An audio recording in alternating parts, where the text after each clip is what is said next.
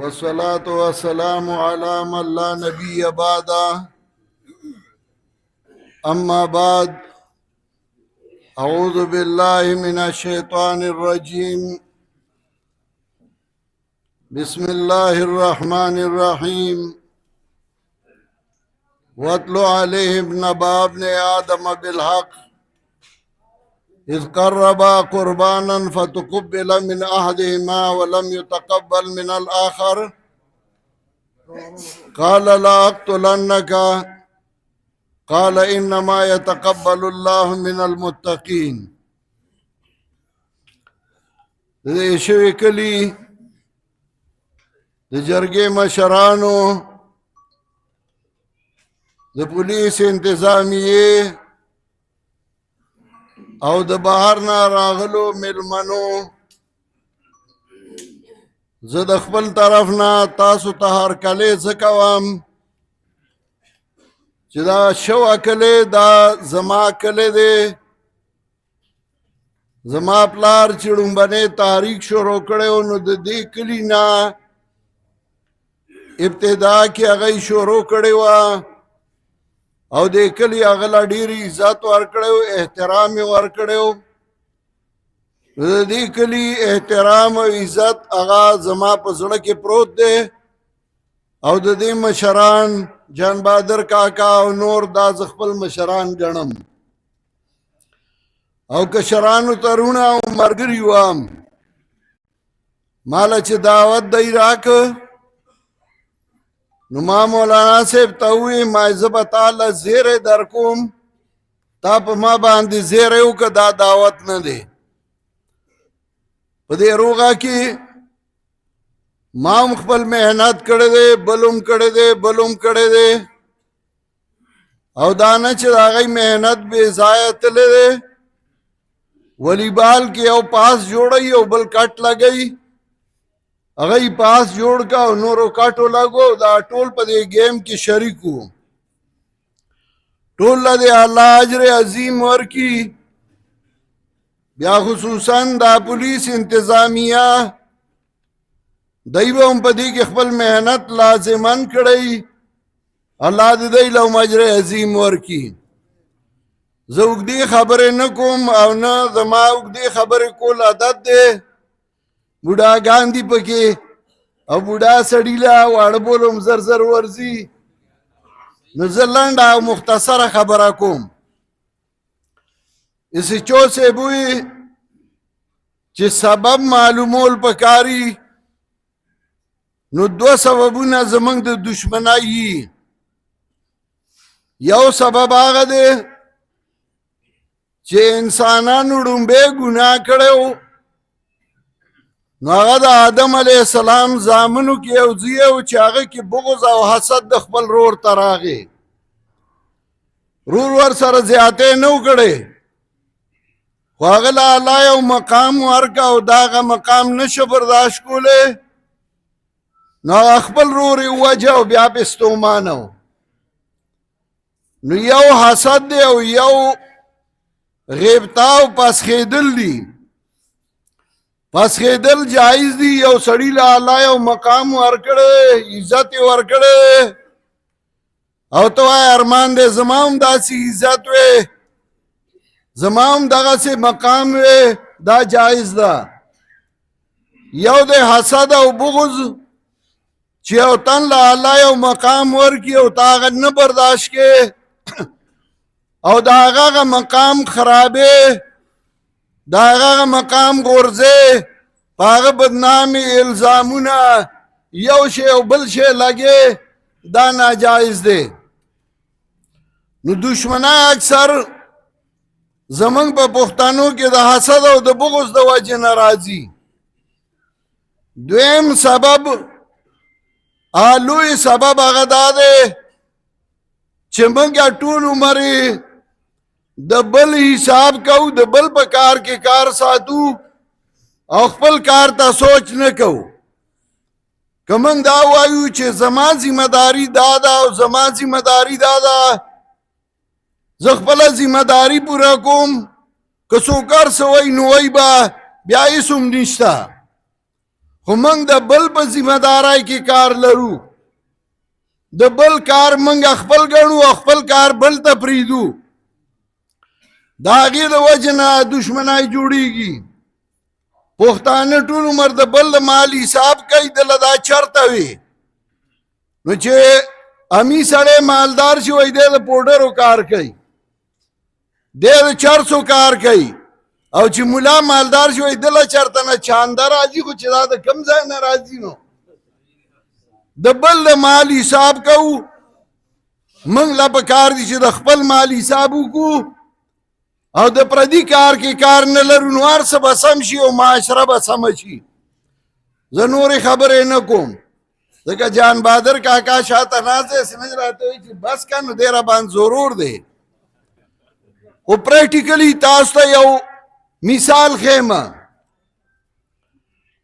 دا نوټ د څو دی؟ د زرو دی. دا ما داسې لاس کې منجوڼیا که ښه مې منجوڼیا که او مې مخه او مې مخه. اوس یې درته ښیم. اوس د څو دی؟ اوس مې دا نوټ راواغسته او د خپې د لاندې مې کېښوده، وګرځېدم پې ښه، او بیا یې درته ښیم دا د څو دی؟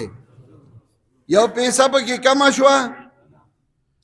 نو چې چاله الله یو مقام ورکه او یو حیثیت یې ورکه، ته هغه ته کنځل وکړه، ته هغه ته بدردي ووایه، ته هغه پسې الزامونه ولګو، ته پردي تصویرونه راواله او هغه سره یې وتړه، د هغې عزت کمولی شي؟ نو موږ ولې خفه کېږو؟ عزت زمونږ نه کمیږي، زیاتېږي. دا خپل عزت چې الله کوم درکړی، وتعز من تشاء وتذل من تشاء بیدک الخیر. یو وخت کې زه هلک وم، جذباتي وم.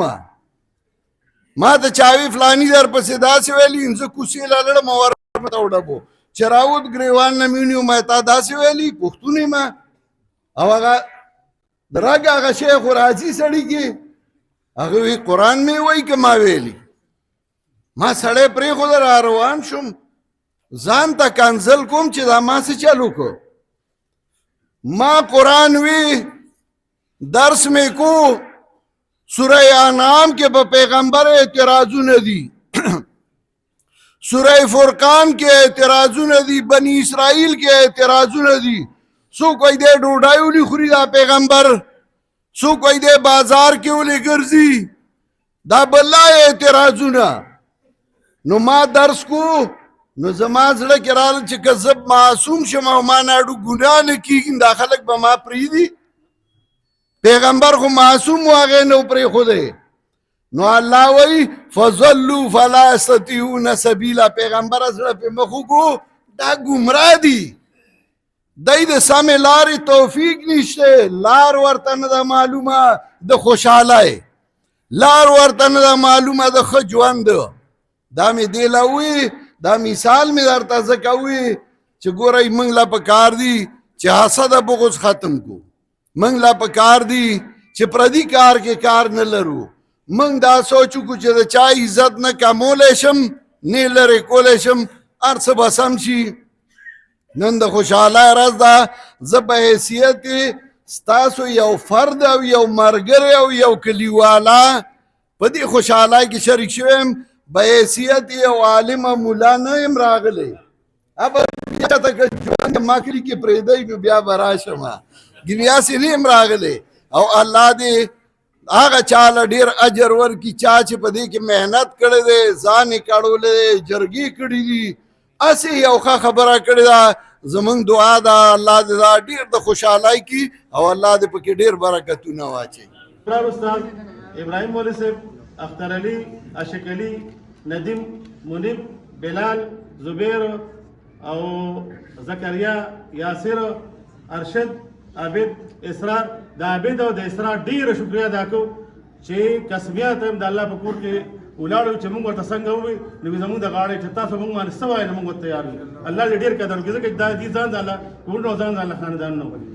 زوار حسین او اسماعیل او احمد علي دا دې غاړې ته تاسو درېږئ، دې غاړې ته د چوراخیلو طرف نه کنورسن چونکې نشته دی الله دې ښه ساتي او د هغه دې ډېر ډېر مبارک شي ګلزار محمد طاهر هدایت صالح ودرېږه په خپل خپل ځای باندې شوکت فیاض نواز حسن مراد علي اجاز علي فواد سلیم اشق وسیم یونس یاسین عرفان عبدالحی عارف قیوم او طاهر دا دې غاړه نه دا کسان دا سره دې مولوي صاحب تاسو دا غاړه راځي تاسو لکه نورو کې چې مولوي صاحب سره ویلو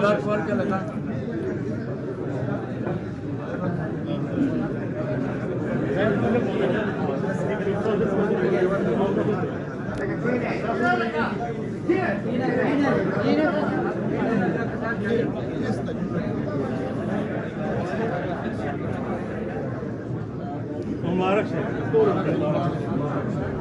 مبارک شه ټول مبارک شه دې پور ناس موبایل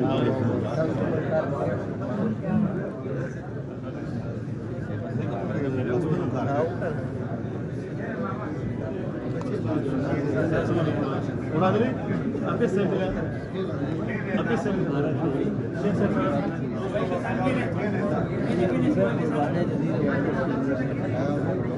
शौकाना बस ऐसे से मिलावे क्या था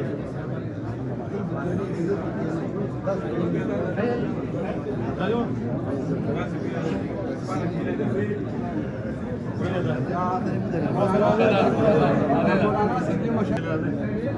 अंदर है 10 रात जब सरकार सोच पर दे तक शेख साहब दा हिंदुस्तान के थाईलैंड में भी बादशाह से नारंगी बादशाह وعلى آل محمد كما صليت على إبراهيم وعلى آل إبراهيم إنك حميد مجيد اللهم بارك على محمد وعلى آل محمد كما باركت على إبراهيم وعلى آل إبراهيم إنك حميد مجيد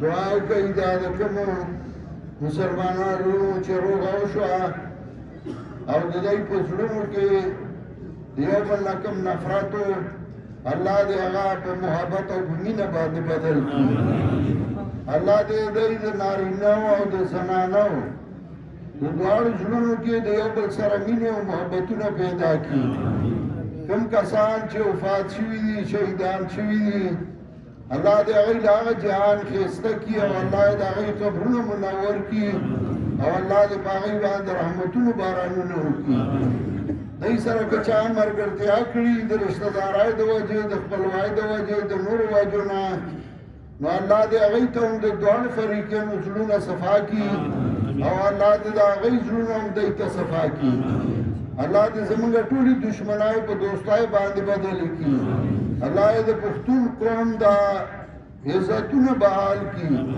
الله دې زمونږ د ټولو په میانس کې مینه او محبتونه پیدا کی او الله دې موږ د آینده حسدونو او د بغضونو نه وساتي الله دې موږ د دشمنو او د طرفګانو نه وساتي دا چا چې په دې کې منډې والی دي ځان کړولې وخی ورکړې الله دې دنیا او آخرت خسته کی الله دې دې ټول مشکلات د دې عمل د وجنه لري کی الله دې ته نور لارې کولاو کی چې نور دشمنانو دغه څه په دوستای باندې بدلی کی او الله زمون په دې ملک خصوصا او د مسلمانانو په ټول ملکونو کې امن او خوشحالي او سوکالي راولي الله دې موږ له توفیق راکړي چې زمونږ د خولې نه ښې خبرې وځي او د بدو خبرو نه موږ کلار شو الله دې موږ له توفیق راکړي چې موږ د یو بل د خیر خوای سوچ وکړو او موږ د یو بل د بد خوای سوچونه ونه کړو وصلی الله تعالی علی خیر خلقی محمد و آله و صحابه اجمعین برحمتک یا ارحم الراحمین